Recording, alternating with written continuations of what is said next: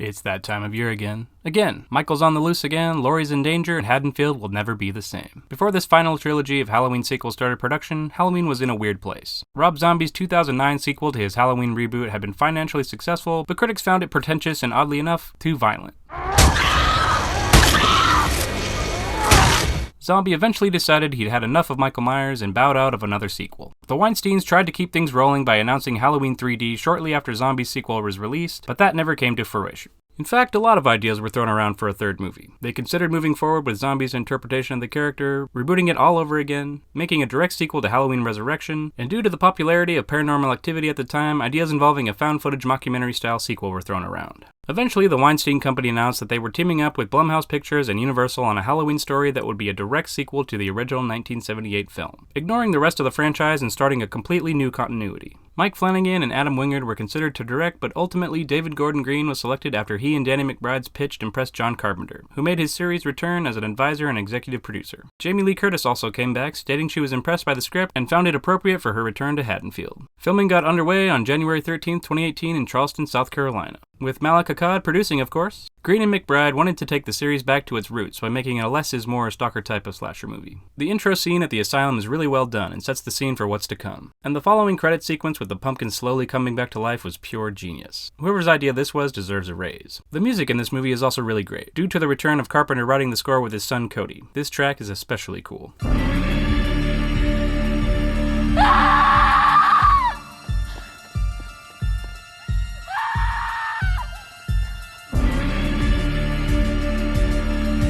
I really like Andi Matichak as the series' new final girl, and bringing back Nick Castle as the Shape was definitely an awesome touch. Sure, it seems like kind of a minute detail, but I really think it did make a big difference.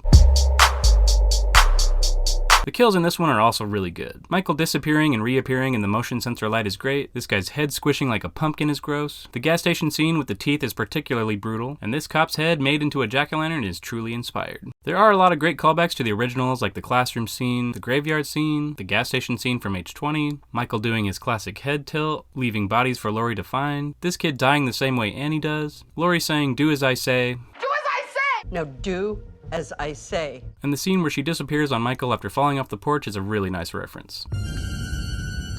I also find it cool that Michael has retained his wounds from the original Halloween. His neck is scarred from Laurie stabbing him with the knitting needle. You can even see a hole in the mask at certain angles, and his eye is badly damaged from Laurie as well. A few eagle-eyed fans found that when you brighten up the poster for this movie, you can see the eye wound still remains. Overall, it's a decent Halloween movie that does more good than bad and starts a new continuity so we can hang out with Michael and Laurie for a few more Halloweens. That being said, I have a few gripes with it. Why is Laurie Strode so goddamn damaged in this movie? She's got extreme PTSD from the events of the first movie, going full recluse mode, living on a gated rural compound with floodlights on the house, tons of locks on the doors, and trapdoors set up everywhere. Maybe if this movie had included the events of Halloween 2 and its backstory, this would make more sense. In the first movie, Michael breaks out of the asylum, kills her friends next door, and then attacks her. But it's not until the second movie that we learn that Michael specifically wants to kill Laurie, and it's the second movie that really cements Michael as an unstoppable embodiment of evil out for blood. According to this movie though, Halloween 2 never happened, so why is she so fucked up? I get it. Someone murdering all your friends all in one night is gonna wreck you. But Laurie going to these extremes seems a little extreme. Even the movie points out that this isn't really that big a deal. All things considered, there's a lot worse stuff that's happening today, and a couple people getting killed by one guy with a knife is not that big of a deal. Her extreme PTSD has also estranged her from her family and caused her to become an uncontrollable alcoholic, something I personally feel was portrayed way better in H20, which gave us a much better send-off to her character than this trilogy did. In that movie, she's on a lunch date with her boyfriend. When he uses the restroom, she orders another glass of wine from the waiter despite already having a full glass. When the new glass of wine is on the way, she downs the glass she already has, so when her boyfriend comes back, he'll be none the wiser. She decides to hide her addiction. This is done with little to no explanation because it doesn't need any. If you're paying attention during this scene, you know exactly what's going on. In the new Halloween, when she arrives to a family dinner, she's just like, "Blah, give me the alcohol!" Real subtle. The comedy in the movie also seems kind of off and just sort of random. These two cops talking about what they brought for dinner, for instance. Fresh brownie. Okay. Chocolatey homemade brownie. I made that myself. That's like what a 5-year-old would eat if they could make their own lunch. Or this gravelly voiced kid who loves dancing. Is dance class that important to you? Yeah, it Get is. some more time in the woods, go hunting, fishing? On weekends, I'll do it with you, Dad. I really love spending time with you, but right now, dancing is my thing, and it really hits me in the heart. Or Allison's dad talking about getting peanut butter on little Artie. Oh, man. I got peanut butter on my penis. I can't help but think this is the Danny McBride part of the script poking through, which doesn't always come across well. But what is good is this little kid, Julian. This kid steals the show. If I had some other kind of babysitter, she'd be reading me a story. I wouldn't be up clipping my nasty ass toenails. Something else about this movie that sort of rubs me the wrong way personally is the recanonization of everything. The movie even goes completely out of its way to remind us what used to be canon isn't anymore. Wasn't it her brother who, like, cold-blooded mutilated all those teenagers? No, that's just a bit that some people made up to make him feel better, I think. This could be some sort of tongue-in-cheek thing, but the movie actively tells us to ignore what came before. The old canon is so strong that we have to be told in the reboot that it's not true anymore. I spent my whole life watching, memorizing, and loving these movies, and now this reboot comes along and tells us just to forget everything so they can start over? I get it, every slasher series gets stale. Even the mighty Halloween can't escape that. But it still kinda hurts. Happy Halloween!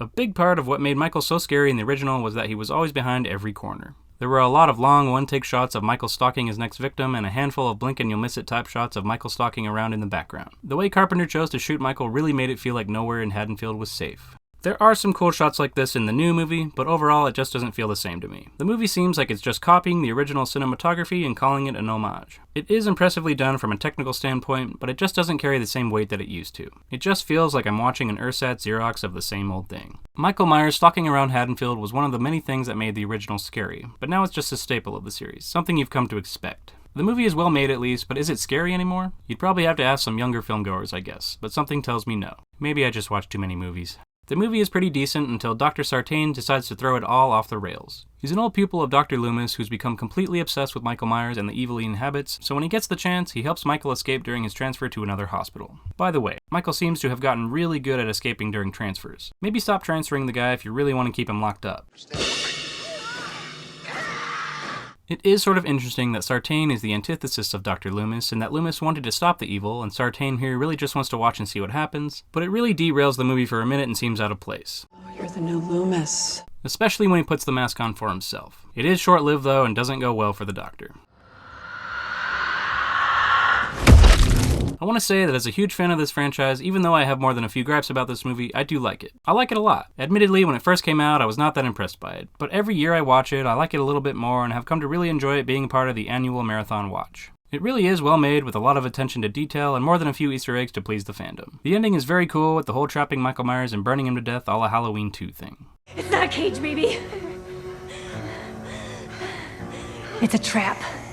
The movie was an overall hit with critics and ended up making back about 20 times its original budget. It's the second best opening weekend of October behind Venom, it's Blumhouse's biggest debut, and it's the highest grossing of the Halloween franchise in its opening weekend alone. It inspired a whole new generation of reboots and legacy sequels for iconic horror franchises like Candyman, Scream, Texas Chainsaw Massacre, and Hellraiser. Starting up a whole new generation of requels with the return of legacy cast members, creating new continuities, and reusing the same title again. And what happens with successful reboots? They get sequels. Originally, McBride and Green wanted to shoot 2 movies back-to-back, but decided to wait to see how the first one did. After the movie's opening weekend, McBride announced that production had begun on a sequel titled Halloween Kills slated for release in 2020. And I gotta say, I love that title. Not only that, but another sequel titled Halloween Ends was announced alongside it for 2022. Everyone who managed to make it out alive from Halloween 2018 returned for the sequel, along with some legacy characters set to return. Anthony Michael Hall was joining as Tommy Doyle, the boy Laurie babysat in the original film. Kyle Richards was returning to play Lindsay Wallace, the girl Laurie babysat in the original film. Nancy Stevens would return again as Nurse Marion Chambers, and even Charles Cyphers would return to play Sheriff Brackett. It's Halloween. Everyone's entitled to one good scare. Filming began in Wilmington, North Carolina on September 16, 2019. Due to the COVID-19 pandemic though, the movie's release date was delayed to October 15, 2021. Halloween Kills picks up right where the previous one ended. This was a good move. It felt kind of like how the original Halloween 2 felt, being on the same night as the original, getting to see Michael Myers' rampage continued. And on repeat viewing, these movies are better back to back. It opens with probably the coolest thing the Halloween series has ever done. Michael escapes from the burning house and absolutely decimates these firefighters. It's Michael Myers doing what he does best. Oh boy, here I go killing again. It's kind of funny how the firefighters see him coming and start to gear up for battle. Ultimately to no avail, of course.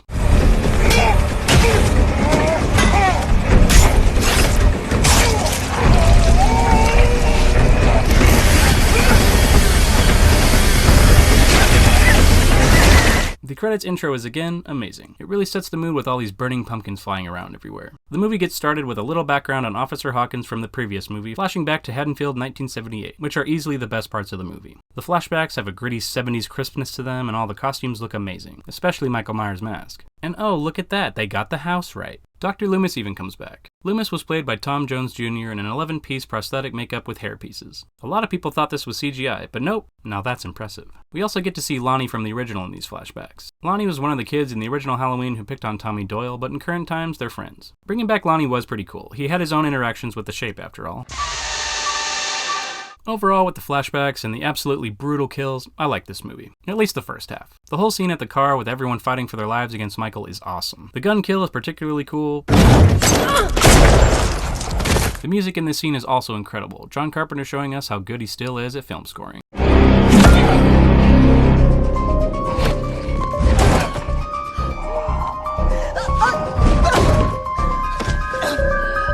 After that, the movie kind of falls apart. What I didn't care for is probably what no one else cared for here. Basically, everything not involving Michael in this movie is bad. Things get a little too dramatic. It's Halloween night in Haddonfield, when terror is supposed to be fun.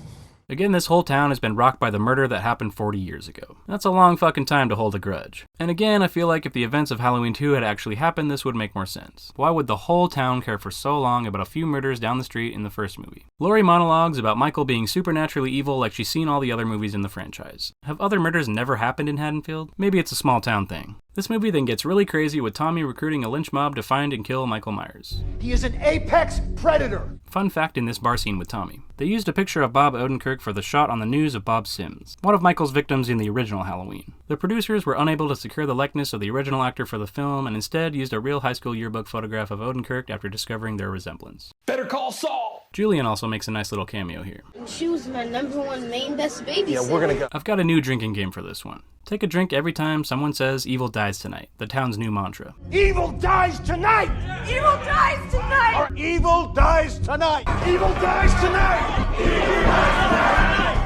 Evil dies tonight! The town mistakes one of the escaped mental patients from the previous movie as Michael and end up chasing him through the hospital where he ends up killing himself. The whole town goes from 0 to 100 on account of Michael starting up his killing spree again. I mean, they absolutely lose their shit. They act like it's a fucking football game, it's crazy. I remember seeing in the trailer for this movie that Haddonfield was going to fight back, and I got a little excited, remembering how they retaliated in the original part 2 when Michael made his return after 15 years. The tribe, one of their number was butchered. This is the wake. Haddonfield often does fight back like this, having a similar but much smaller mob in part 4, but Jesus, they really went too far on this. I guess they were going for a look what Michael has done to this town kind of thing, look at his effect on us. But I can't help but feel like they could have accomplished this in a different, better way. They also totally ruined Tommy's character. Not that there was much to ruin, he was a little kid last time we saw him, but you know what I mean. He's hell-bent on taking Michael down, taking the whole thing extremely personally. And rip his mask off, look him in the eye, swing old Huckleberry here, say night-night. Who knew Paul Rudd's interpretation of Tommy would be better? If you took Tommy and the angry mob out of the movie, it'd probably be a decent sequel, but then I guess you'd miss out on the deeper meaning that seems to be required of horror flicks these days. Plus, I guess we'd miss the scene where the townsfolk try to ambush Michael, surrounding him and taking him down with all they've got. But he can't be killed. He kills them instead. He kills them all, and it's awesome. I've also got to mention Big John and Little John, the couple who has unfortunately moved into Michael's old house. Some people didn't really care for these guys, but I thought they were pretty funny, terrorizing the kids wearing the mask from Season of the Witch. The guy just wants to get high and talk about bees. They share the information where the flower is with the rest of the colony. They communicate the precise location by shaking their butts.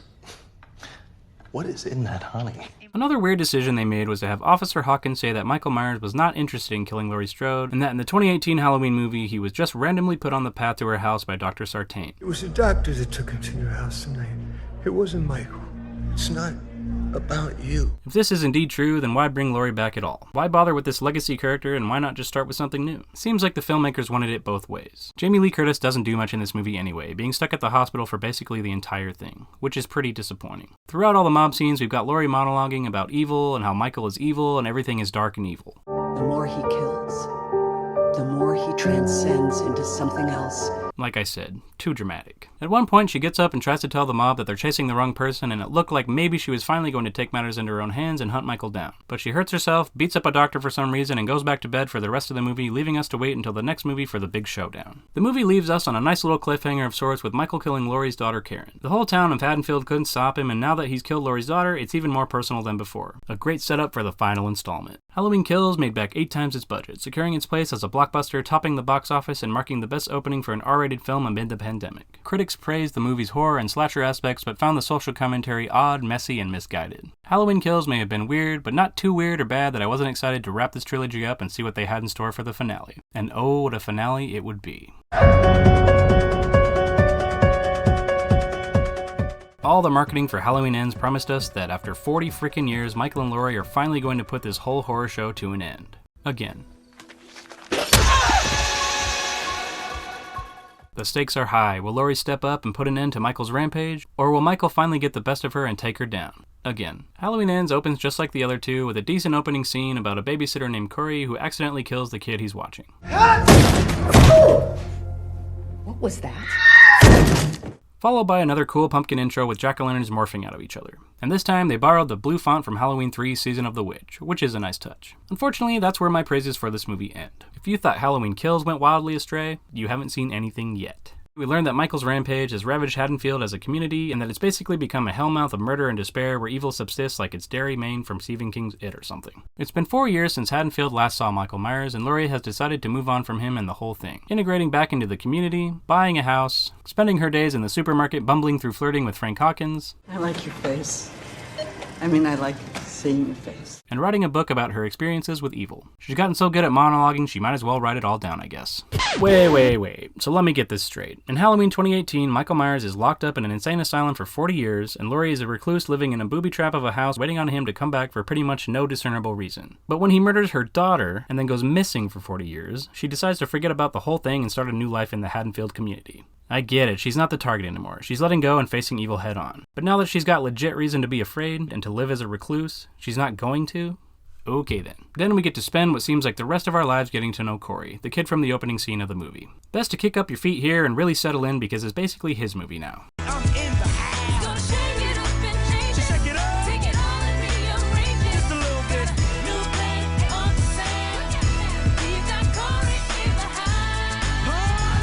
Corey has been cast out by Haddonfield and dubbed the new town monster. Because accidentally killing a kid is the same thing as brutally murdering 3 teenagers, I guess. He spends his time in Haddonfield almost getting hit by cars, Corey, watch out! dealing with his overbearing mother, and getting picked on by band geeks. Yes, he gets picked on by the band kids. If he's not an outcast, I don't know what is. He meets Laurie Strode and she introduces him to Allison. And for some reason, Allison is super into this guy. She's immediately turned on by this creep, asks him out, and falls head over heels for him because she thinks she knows how he feels being an outsider in the Haddonfield community. This connection sort of makes sense in a way, I guess, but why they decided to throw away all the character growth she's gone through in the previous 2 movies to make her this super thirsty, rebellious, but daddy I love him teenager, well, I'm sure I don't know. We spend a whopping 41 minutes hanging out with Corey and Allison before we get anything with Michael Myers. And to say his big return is disappointing is a serious understatement. This is where the movie decides to quit making sense. Corey is pushed off a bridge by the band kids, and Michael Myers takes him into his sewer lair like he's Pennywise the Dancing Clown or something. Another of this movie's allusions to It. When Corey awakes, he finds a depleted Michael Myers living there. Michael has been living in a sewer for 4 years doing God knows what, and somehow he's lost all his powers from the previous movies. Why has this happened? Good question. When he meets Corey, they do some sort of Vulcan mind meld. We were dream-fasted, you and I. Where it seems like they look inside each other and learn each other's pasts. It seems like maybe Michael has passed some of his evil power to Corey, but I don't really know. It's pretty unclear. Corey then decides to bring Allison's ex-boyfriend, one of the previously established Mulaney's from the previous film. That's what you get when you fuck with the Mulaney's. Who he hates, back to Michael so he can kill him. After Michael's feeble but successful murder of this guy, he starts to convulse like he's the fucking Highlander with the quickening or something.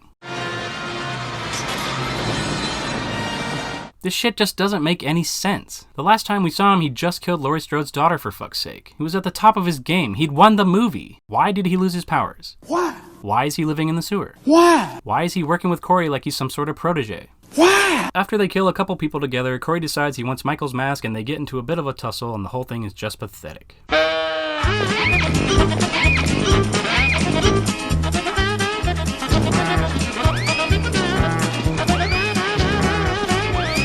So you're telling me the power scale of this movie is now Michael Myers at the bottom, random 24-year-old kid, band geeks. Embarrassing. Even though the filmmakers want this new canon Michael to not want anything to do with Laurie, they somehow find a way to bring them together again. After Corey and Michael go their separate ways and Corey offs himself, we get the big finale we were promised between Michael and Laurie, and I have to say, it's pretty solid. It's not an epic, grandiose set-piece showdown on a mountaintop with lightning crashing or anything, and I appreciate how simple it is. They trade some blows, there's some references to the original with the knitting needle and her taking his mask off, and she pins him with a refrigerator instead of a van this time. Pins you again.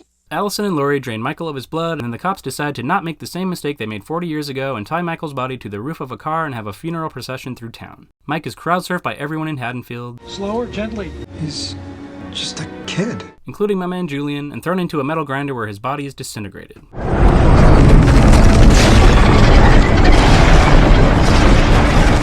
And I guess that's it. Michael Myers is officially gone. And if this is how they're handling the series now, good riddance. There are a few moments in this movie that are at the very least memorable, like the junkyard killings that are kinda cool. This girl even takes a moment from dying to deliver a one-liner. Stacy's dead. You're dead too. What? Sorry.